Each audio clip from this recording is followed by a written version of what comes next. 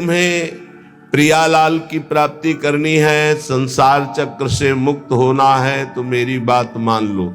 संगम त्यक्त्वा, किसी का भी संग न करो।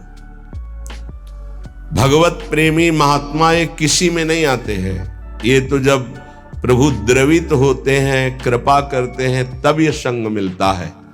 जब द्रवहि दीन दयालु राघो, तो साधु संगति पाई। या कहें अन्य किसी का संग नहीं, या तो असंग और या भगवत व्रत धारण करने वाले महात्माओं का संग। ये बड़े बड़े महापुरुषों के आदेश हैं। एकस चरण दास चित्त मनंत्री से युंजीत तद वृत्ति सुसाधुश्चेत प्रसंगा। या तो असंग और या तो जिनका चित्त परमात्मा में लगा हुआ है, ऐसे साधुओं का संग, अन्यथा नहीं। आगे कह रहे हैं एक पिशाच है सबके हृदय में, काम पिशाच।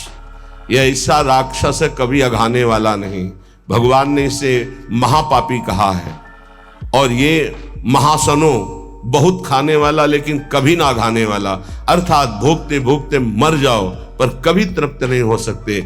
इसलिए ये जो पुरुष शरीर का आकर्षण विपरीत शरीरों के प्रति है, ये राक्षसी भाव है।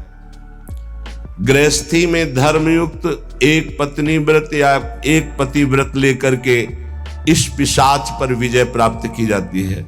और विरक्ति में पूर्णतया भगवान के आश्रित होकर, गुरु भगवान के आश्रित होकर इस विकार पर विजय प्राप्त की जाती है। साधन में बड़ी ऊंचाई तक ये काम भ्रष्ट कर देता है। इसे पिशाच कहा गया है।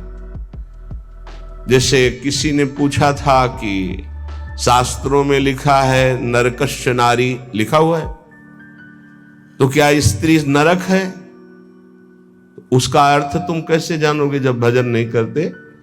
उसमें लिखा हुआ है कि जो तुम्हारी काम भावना स्त्री के प्रति गंदी है ना, तुम्हें नरक ले जाएगी। भगवान ने कहा है त्रिविधम नरकस्येदम द्वारम नाशन मात्मनः कामः क्रोधा तथा लोभा तस्मादेव त्रयम् त्यजेत्। तुम उनमें मां भाव, देवी भाव ये नहीं कर सकते हो। तुम उनमें भोग्य भाव करोगे तो नरक पहुंचोगे। ये लिखा है नरकस्य नारी। जो नारी के प्रति काम भोग की भावना से देखता है सब माताओं बहनों की तरफ, उसका नरक जाना निश्चित है।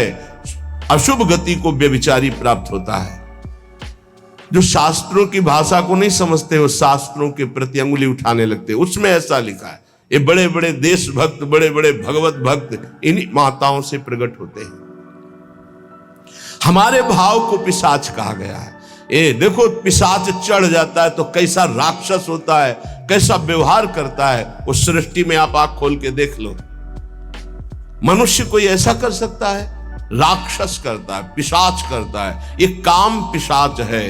ये चढ़ जाए तो पूज्य और जिनका हम रक्षण करना चाहिए उनका शोषण प्रारंभ कर देता है। ये ऐसा नीच है, भगवान बचावे। बहुत ही पापी है, बहुत ही खाने वाला, कभी ना घाने वाला, इसलिए इसको कहा गया है। जहां कोई अर्थ भावना को नहीं समझ पाता है वहां शास्त्र पर अंगुली उठाता है। जैसे इस श्लोक को अगर साधारण शब्दों में लिया जाए और उसका उत्तर दिया, गलत हो जाएगा। संगम त्यक्त्वा स्त्री पिशाच्याः, इसका भाव है स्त्री के प्रति जो काम भाव तुम रखते हो पिशाच भाव है, तुम्हें राक्षस बना देगा। इसलिए भगवत प्रेमी महात्माओं का संग और असंग और विपरीत शरीरों के प्रति काम भाव का चिंतन, ये तुम्हें राक्षस बना देगा। राक्षस जो अपनी ही केवल वासनाओं की पूर्ति चाहता है, वो जैसे भी हो उसे राक्षस कहते हैं। समस्त वासनाओं पर सम्यक प्रकार से विजय प्राप्त किए हुए महात्मा को भगवत साक्षात्कार होता है। जिसे एक बार भगवत साक्षात्कार हो जाता है, वो जिधर देखता है उधर वही दिखाई देते हैं। रूप छके घूमत रहे तन को तनिक न भान, नारायण दीर्घ जल भाई यह प्रेम पहचान। ऐसा थोड़ी कि तुम बोल दो कि मैं डॉक्टर हूं तो डिग्री है तुम्हारे पास, चलो ऑपरेशन करके दिखाओ, सम्यक रूप से तब माना जाएगा। ऐसे ही तुम भगवत साक्षात्कार की हो तो काम क्रोध लोभ मोह मद मत्सर इनके विजेता होगे, मान अपमान निंदा स्तुति इनको समान समझने वाले होगे। तभी कह रहे सम्यक रूप से समस्त वासनाओं का मूलच्छेद करके जो दैव के द्वारा प्राप्त प्रारब्ध के द्वारा प्राप्त शरीर पोषण को करते हुए देह यात्रा का निर्वाह करते हुए रात दिन भजन करता है, उसके हृदय में प्रेम प्रकाशित होता है। फिर ध्यान दीजिए, संगम त्यक्त्वा, समस्त संगों का त्यागी कहां से होता है? भगवत प्रेमी महात्माओं के संग से। सर्व संगोपहो ही माम, संतों का संग सब संगों का त्याग करा देता है। फिर कह रहे स्त्री पिशाच्याहा, ये जो पिशाच भाव राक्षस भाव माताओं बहनों के प्रति या प्रतिकूल शरीरों के प्रति भोगने का है, ये तुम्हारी दुर्गति कर देगा, इसका त्याग करो। सम्यक रूप से समस्त वासनाओं का मूलच्छेद करके देह निर्वाह के लिए जो भगवत विधान से होता है उसको महलों में रखे चाहे झोपड़ी में वास दे, कोई इच्छा नहीं, ऐसी देह यात्रा का निर्वाह करते हुए वो महापुरुष भगवत साक्षात्कार के योग्य हो जाता है, उसके हृदय में प्रीति प्रकाशित हो जाती है। ना कुरु ना वद, ना कुरु ना वद किंचित विस्मराशेष दृश्यम, स्मर मिथुनम महस्तद गौर नीलम स्मरार्तम, बहुजन समवायाद दूरमुद्विजयाहि, प्रिय निवसस्तु दिव्य श्रील वृंदावनांतः। ऐसा कुछ मत कर कि तू फंस जाए। कितने कृपालु हैं हमारे गुरुजन महापुरुष, बड़े प्यार से कह रहे हैं कि तू अभी समझता नहीं है। विषय चुगा जिन चुगे मन, चुगत कछुक सुख होए, फिर फांसी ऐसी लगे तेषम दुख न हो। आपको भोगने में तो लगता है बहुत अच्छा है, लेकिन उसके अंदर जो आसक्ति रूपी कांटा है वो जब फंस जाएगा तो तड़पड़ाओगे, तड़पोगे, निकल नहीं सकते। ये ऐसा दलदल है कि गुरु कृपा निकाले या हरि कृपा निकाले, दूसरा निकाल नहीं सकता, पक्का समझ लीजिए। जानते हुए भी कि ये गलत है, नहीं करना चाहिए, आप वही करोगे यदि आपके हृदय में गुरु चरणों का आश्रय और नाम जप नहीं, तो तुम्हारी ताकत नहीं कि तुम रुक जाओ। कह रहे ना करो, ऐसा कुछ मत कर कि तू फंस जाए, फिर निकलना मुश्किल हो जाए। श्री जी की कृपा ही निकालती है, ये पक्की बात समझ लो। श्री जी की कृपा निकालती है। जो भरोसे पे है वो कभी डूब नहीं सकता, जो गुरुजनों का भरोसा लिए वो कभी नहीं डूब सकता है। विश्वास रखो, चाहे जितना पतित हो गया हो, चाहे जितना नीचे गिर गया हो, एक दिन वो चमकेगा।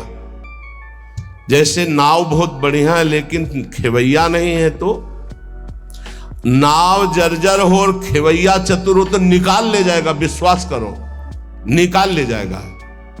माना आप साधनहीन बहुत पतित हो, लेकिन गुरुदेव का आश्रय ले लिया। बहुत बड़े महापुरुष श्री संत पलटू जी बहुत बड़े नाम जापक रहे, बहुत बड़े नाम जापक, रात दिन उनके हृदय में नाम चलता। पूज्यपाद उड़िया बाबा जी विशेष आदर करते थे श्री पलटू साहब का। वो कह रहे नाव मिली केवट नहीं, कैसे उतरे पार,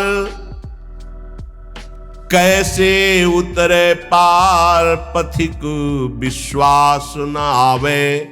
महापुरुषों के वचन बहुत ध्यान से सुनिएगा।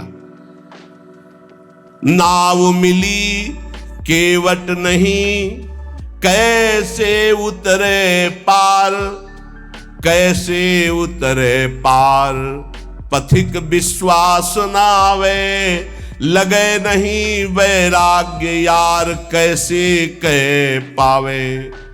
मन में धरे न ज्ञान, नहीं सत्संगति रहनी, बात करे नहीं कान, प्रीति बिन जैसी कहनी। छूटी डगमगी नाही संत को बचन न माने, मूरख तजै विवेक चतुरई अपनी आने। पलटू सदगुरु शब्द का तनिक न करे विचार, नाव मिली केवट नहीं कैसे उतरे पार। बहुत बढ़िया नाव मिल गई है भवसागर से पार होने के लिए मानव देह, लेकिन सदगुरु वर्ण नहीं किया, फिर तो नाव पार नहीं हो सकती, क्योंकि खिवैया ही नहीं है। सदगुरु रूपी खिवैया मिल जाए तो जर्जर नाव को भी पार कर दे, अर्थात कितना भी पतित नीच क्यों न हो महान बन जाए। कैसे उतरे पार पथिक विश्वास न आवे, अये संसार सागर से पार जाने वाले पथिक तुझे विश्वास ही नहीं है कि गुरु रूपी खवैया ही संसार समुद्र से पार करता है। लगे नहीं वैराग्य यार कैसे कह पावे, हरि रूपी मित्र को कैसे तुम प्राप्त कर सकते हो यदि गुरु से अनुराग नहीं हो, संसार से वैराग्य नहीं। मन में धरे न ज्ञान नहीं सत्संगति रहनी, जो सत्संग सुनते हो मन में धरते नहीं हो वैसी रहनी नहीं है, तो बात करे नहीं कान प्रीति बिनु जैसे कहनी। लाखों बातें करो बातन प्रीति न होई सखीरी, बातों से काल पर विजय प्राप्त नहीं कर सकते, बातों से माया पर विजय प्राप्त नहीं कर सकते, बातों से काम क्रोध पर विजय प्राप्त नहीं कर सकते। सत्संग में जो सुना, गुरुदेव ने जो नाम मंत्र दिया वो तो तुम स्वीकार नहीं कर रहे, अर्थात निरंतर जप नहीं रहे। छूटी डगमगी ना ही संत को वचन न माने, तुमने संत की आज्ञा का पालन नहीं किया, इसलिए तुम्हारी नाव डगमगा करके भंवर में फंस रही है। मूरख तजय विवेक चतुरई अपनी आने, विवेक है नहीं बड़े बुद्धिमान बनते हो, फंस जाओगे। पलटू सदगुरु शब्द का ये बहुत बड़ा विजय का पताका है, सदगुरु द्वारा दिया हुआ नाम मंत्र। ध्यान रखना, सदगुरु का शब्द कोई साधारण नहीं है, उनका शब्द ऐसा महान शक्तिशाली है कि माया का अंधकार नष्ट होता चला जाएगा। अज्ञान तिमिरांधस्य ज्ञानांजन शलाकया चक्षुरुन्मीलितं येन तस्मै श्री गुरुवे नमः। बंदो गुरुपद कंज कृपा सिंधु नर रूप हरि, महामोहतम पुंज जासु बचन बचन रवि कर निकर। बस गुरु के शब्द पर ध्यान दे दे। पलटू सदगुरु शब्द का तनिक न करे विचार, तो नाव मिली केवट नहीं कैसे उतरे पार। मत करो ऐसा कोई कर्म जिससे तू फंस जाए। धोबिया फिर मर जाएगा चादर लीजे धोए। ये बहुत सुंदर मानव देह मिला है, बहुत गंदगी में इसको डुबो रहे हो, मन मानी आचरण कर रहे हो, बहुत भोगना पड़ेगा। अभी समझ में नहीं आ रहा है, अभी इसलिए समझ में नहीं आ रहा कि समय है।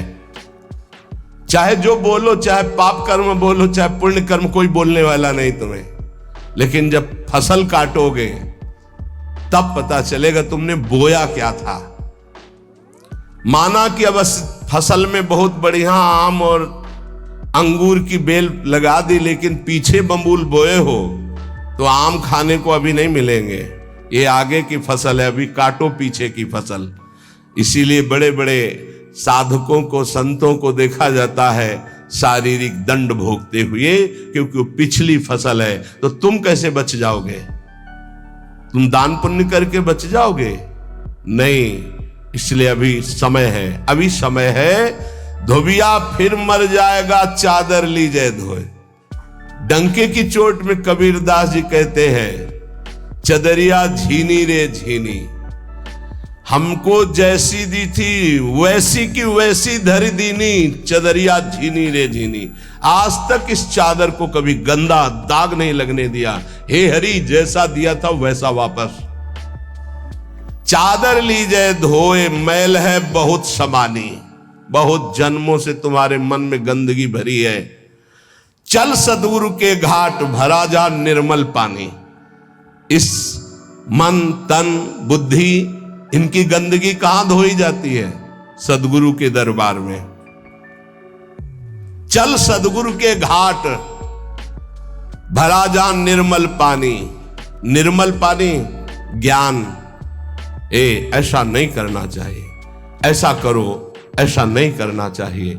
अगर आप बात मान गए तो पुराने पाप भस्म हो जाएंगे, नया पाप बनेगा नहीं, और जिससे शरीर की रचना होगी उसे भोग लो। नाम जप करते हुए ऐसी सामर्थ्य आ जाएगी।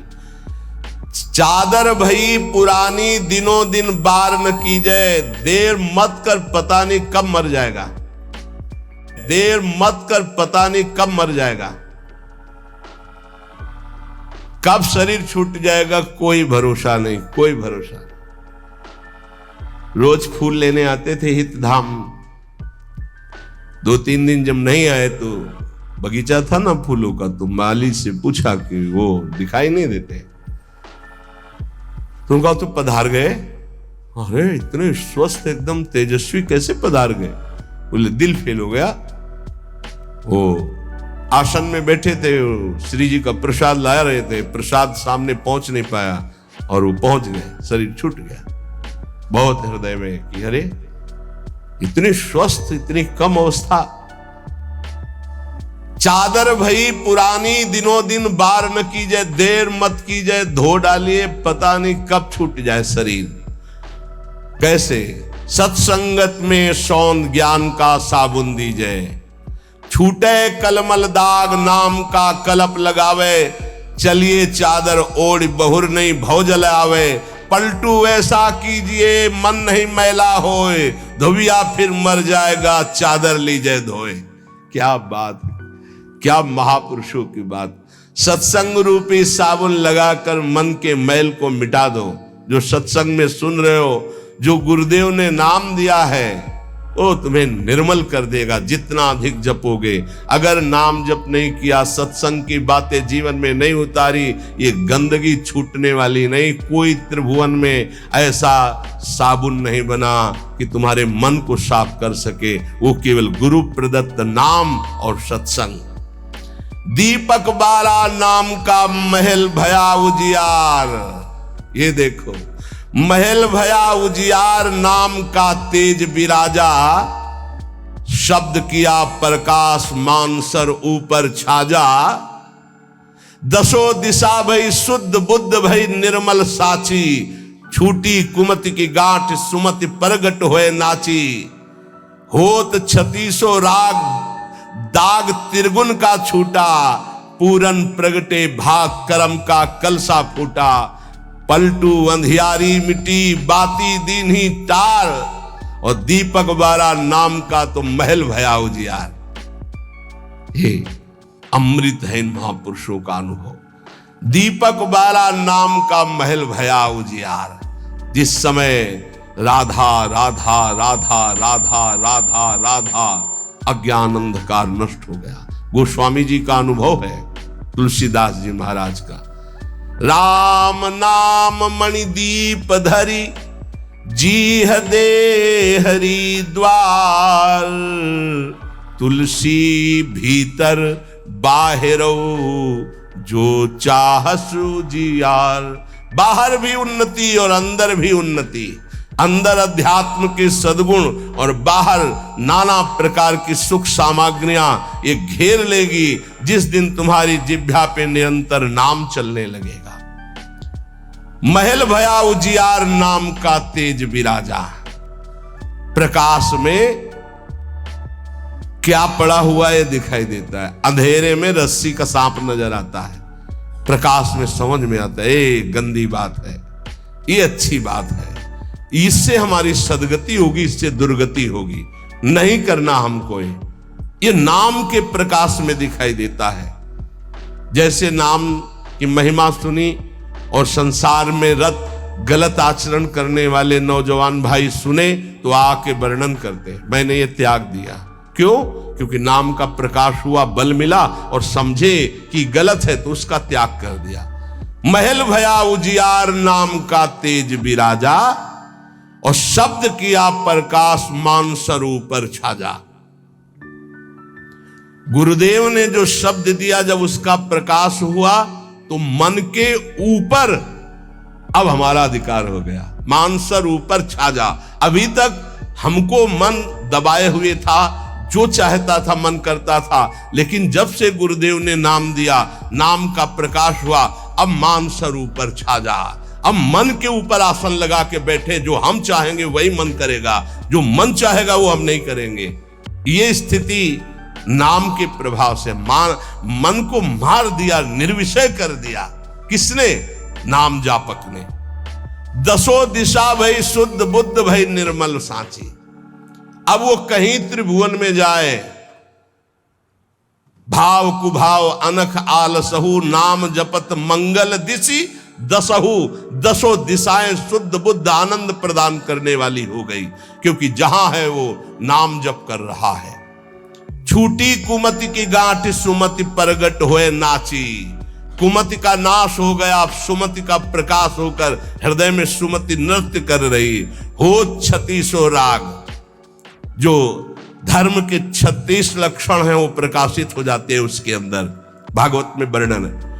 और दाग त्रिगुण का छूटा, सतोगुण रजोगुण तमोगुण तीनों से ऊपर उठकर वो त्रिगुणातीत अवस्था को प्राप्त हो गया नाम जापक। पूरन प्रगटे भाग कर्म का कलसा फूटा, समस्त कर्म संचित भस्म हो गए, क्रियमाण निष्फल हो गए, प्रारब्ध निष्प्रभावित हो गया। ये नाम जापक का।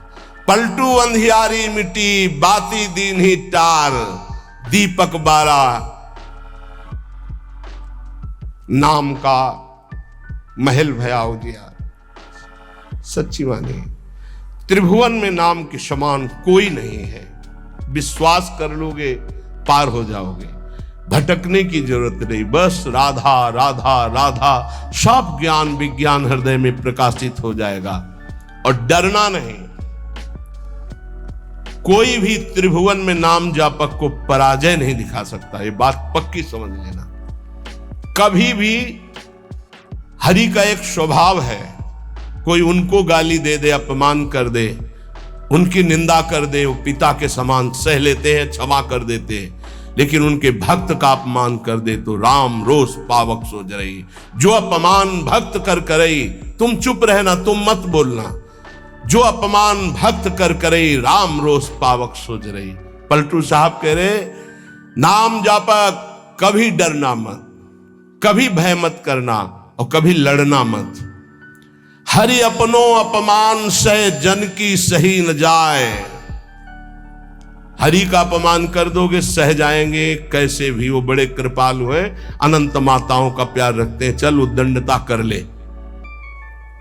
हरि अपनो अपमान से जन की सही न जाए, जन की सही न जाए, दुर्वासा की क्या गति कीन्ही। महान तपस्वी, दूब का रस पीने वाला, बलकल की लंगोटी लगाने वाला, उनको ये भ्रम हो गया कि चक्रवर्ती सम्राट रानियों के बीच में रहने वाला मेरे से बढ़कर भजनानंदी कैसे हो सकता है। जाकर के कृत्या प्रकट कर दी उनका, अम्बरीश जी को कष्ट देने के लिए दुर्वासा जी के द्वारा प्रकट की हुई कृत्या भगवान के निज पार्षद सुदर्शन जी ने भस्म कर दिया और त्रिभुवन में दौड़ाया दुर्वासा जी को। अंततोगत्वा अम्बरीश जी के पैरों में गिरना पड़ा महान तपस्वी भगवत स्वरूप दुर्वासा जी को। जन की सही न जाए, दुर्वासा की क्या गति कीन्हा, और भुवन चतुर्दश फिरे सबे दुरियाए जो दीन्हा। सबसे पहले भाग कर गए भगवान शंकर की शरण में, क्योंकि भगवान शंकर के अंश से प्रकट हुए दुर्वासा जी है।